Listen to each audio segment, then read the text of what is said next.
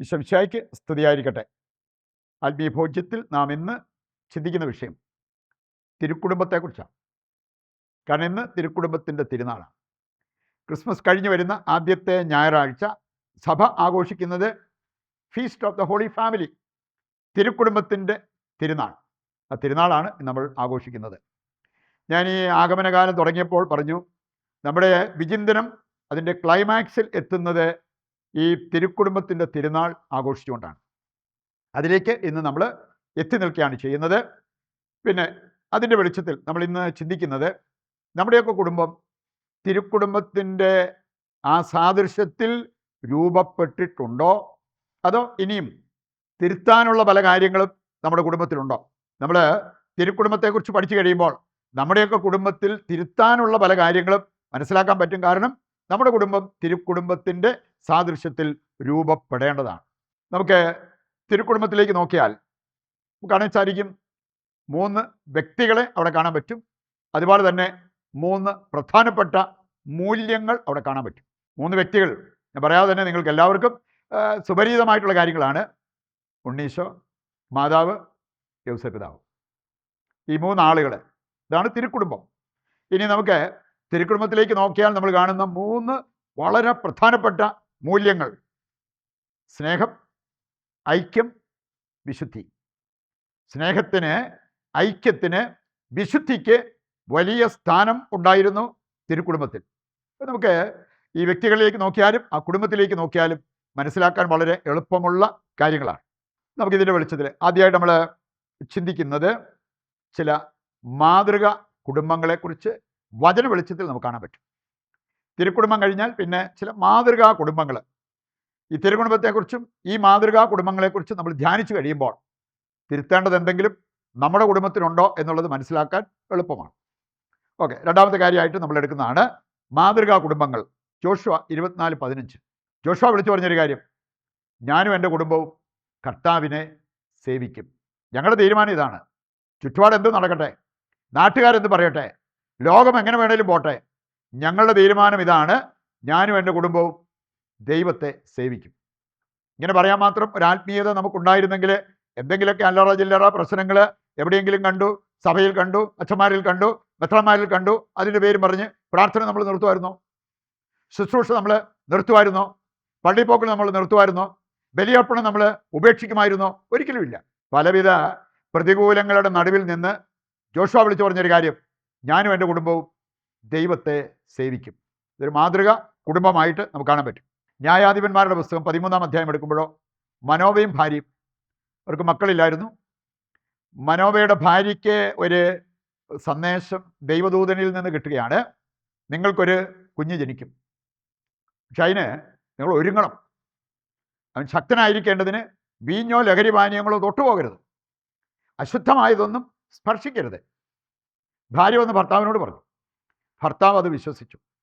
ഞാൻ പലപ്പോഴും ഓർത്തിട്ടുണ്ട്, ഇന്നത്തെ ഭർത്താക്കന്മാരാണെങ്കിൽ അവർ പറഞ്ഞേനെ, കുറച്ച് നാളായിട്ട് നിൻ്റെ പെരുമാറ്റത്തിലൊരു മാറ്റം ഞാനും ഇങ്ങനെ മണക്കുന്നുണ്ടായിരുന്നു. വേണേ മക്കളില്ലാത്തതിൻ്റെ ദുഃഖം മൂത്ത് നിനക്ക് മാനസിക നില നഷ്ടപ്പെട്ടു, അതുകൊണ്ട് നീ വിഭ്രാന്തി വിളിച്ചു പറയുന്നതാണ്, അതല്ലാതെ ഇതൊക്കെ നടക്കാൻ പോണ കാര്യമാണ്. മനോവ അത് വിശ്വസിച്ചു. മനോവ വിശ്വസിച്ചിട്ട് ഭാര്യ പറഞ്ഞത് വിശ്വസിച്ചിട്ട് പറഞ്ഞു, നമുക്ക് ആ ദൂതനോട് ഒരിക്കൽ കൂടി നമ്മളെ സന്ദർശിക്കാൻ പറഞ്ഞാലോ? ദൈവം കൊടുത്ത സന്ദേശം ഭാര്യയിലൂടെ വന്നതാണേലും ഭർത്താവ് അത് അംഗീകരിച്ച് അതനുസരിച്ച് അവർ മുമ്പോട്ട് പോയി.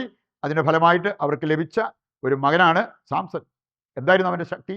നമ്മൾ പ്രാർത്ഥിച്ചൊരുങ്ങി ദൈവത്തെ അനുസരിച്ച്, ദൈവത്തെ മാനിച്ച്, പരസ്പര സ്നേഹത്തിൽ നിന്ന്, ജീവിത വിശുദ്ധിയിൽ നിന്ന് ഒരു കുഞ്ഞുണ്ടായാൽ ഗുണമേന്മ ഉണ്ടാകും എന്നുള്ളതാണ് ഇതിൻ്റെ സൂചന. 1 സാമുവേൽ 1-ാം അധ്യായം, അവിടെ നമ്മൾ കാണുന്നുണ്ട് എൽക്കാന, ഹന്ന ദമ്പതിമാർ. ഒരു മാതൃകാ കുടുംബമായിട്ട് നമുക്ക് കാണാൻ പറ്റും. ഇവർക്ക് മക്കളില്ലാതെ എന്ന് പറഞ്ഞാൽ ഹന്നായിക്ക് സന്താനഭാഗ്യം ഇല്ലായിരുന്നു. പെനീന മറ്റൊരു ഭാര്യയായിരുന്നു, അവൾക്ക് സന്താനഭാഗ്യം ഉണ്ടായിരുന്നു. അതിൻ്റെ പേരിൽ ഹന്ന ഒരുപാട് വിഷമിച്ചു. ഇനി അങ്ങനെ വേദനിച്ചിരുന്ന സമയത്തും ഭർത്താവ് അവളെ ചേർത്ത് പിടിച്ച് പറഞ്ഞൊരു കാര്യമുണ്ട്: ഹന്ന, നീ എന്തിനിങ്ങനെ വേദനിക്കുന്നു, ദുഃഖിക്കുന്നു, നിരാശപ്പെടുന്നു? 10 ആൺമക്കളെക്കാൾ ഞാൻ നിനക്ക് വലുതല്ലേ? അപ്പം അതുകൊണ്ട് നീ എന്നെ സ്നേഹിച്ച് ഞാൻ നിന്നെ സ്നേഹിക്കുന്നു എന്നുള്ള ആ യാഥാർത്ഥ്യം മനസ്സിലാക്കി മുമ്പോട്ട് പോവുക. മക്കളെ നിനക്ക് എനിക്ക് തരാൻ പറ്റിയില്ലേലും നീ അതിൻ്റെ പേരിൽ നിരാശപ്പെടേണ്ട കാര്യമില്ല. അങ്ങനെ ആ സഹനവേളയിൽ ചേർത്ത് പിടിക്കുന്ന ഒരു ഭർത്താവിനെ ഇവിടെ കാണാൻ പറ്റും. ഒരു മാതൃക കുടുംബം എന്ന് പറയാൻ പറ്റും. റൂത്തിൻ്റെ കുടുംബം, റൂത്തിൻ്റെ പുസ്തകം 1-ാം അധ്യായം വായിച്ചാൽ വലിയ സഹനത്തിലൂടെ കടന്നു പോയപ്പോൾ റൂത്ത് അവിടെ നിന്ന് രക്ഷപ്പെടാനല്ല നോക്കിയത്. നവോമി പറഞ്ഞു, വേണേ നീ രക്ഷപ്പെട്ടു പൊക്കോ, നിനക്കൊരു നല്ല ഭാവിക്കുള്ള സാധ്യതകളൊക്കെ ഉണ്ട്, വേറെ കല്യാണം കഴിക്കാം, സുഖമായിട്ട് ജീവിക്കാം. അവൾ പറഞ്ഞു, ഇല്ല, ഈ സഹനത്തിൽ അമ്മയെ തനിച്ചിട്ടിട്ട് ഞാൻ പോകത്തില്ല എന്ന് പറഞ്ഞ് ആ സഹനവേളയിൽ അമ്മായിയമ്മയോട് ചേർന്ന് നിൽക്കുന്ന മരുമകളെ ഇവിടെ കാണാൻ പറ്റും. മാതൃകാ കുടുംബം. ന്യായാധിപന്മാരുടെ പുസ്തകം 11-ാം അധ്യായം അതിൻ്റെ 30 മുതൽ വായിക്കുമ്പോൾ ജെഫ്തായുടെ കാര്യം പറഞ്ഞിട്ടുണ്ട്. ജെഫ്തായും മകളും ഒരുപോലെ ദൈവത്തിന് കൊടുത്ത നേർച്ച, ദൈവത്തിൻ്റെ മുമ്പിൽ നേർന്ന നേർച്ച നിറവേറ്റണം എന്ന് പറയുന്നത് കാണാൻ പറ്റും. ഞാൻ നിറവേറണമെങ്കിൽ ഈ മകൾ അവളുടെ ജീവൻ കൊടുക്കാൻ തയ്യാറാകണം. ജെഫ്ത ദൈവത്തിനൊരു നേർച്ച നേർന്നു, യുദ്ധത്തിൽ ജയിച്ചു വരുമ്പോൾ, ജയിക്കുകയാണെങ്കിൽ ഞാൻ വിജയശ്രീയിൽ ആളിതിനായി വരുമ്പോൾ എന്നെ എതിരേൽക്കാൻ ആരാദ്യം വന്നാലും അവരെ ദഹനബലിയായി അർപ്പിക്കും.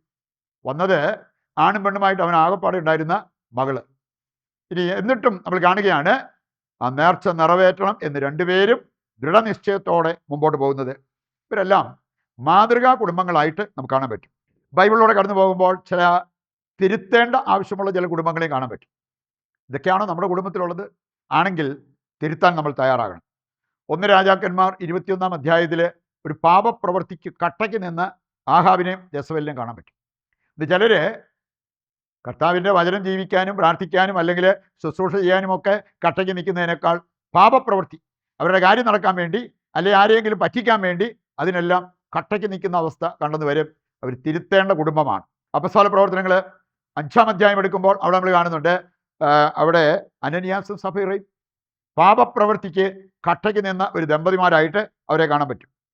1 സാമുവേൽ 2-ാം അധ്യായത്തിൽ ഏലിയും മക്കളും അവർക്ക് അവരുടെ ഷെയർ കൊണ്ട് തൃപ്തരായിട്ട് ജീവിക്കാൻ പറ്റിയില്ല.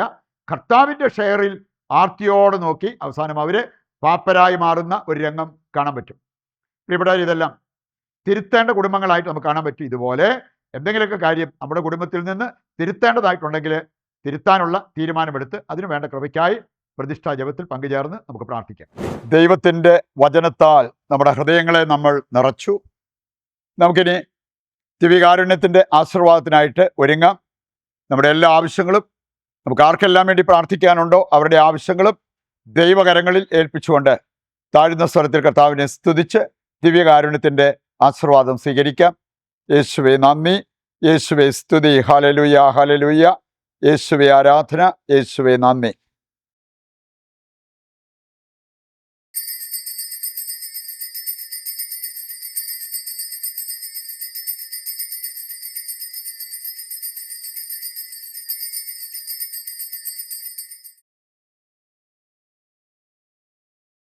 പരിശുദ്ധ പരമ ദിവ്യകാരുണ്യത്തിന് എന്നേരവും ആരാധനയും സ്തുതിയും പുകഴ്ചയും ഉണ്ടായിരിക്കട്ടെ.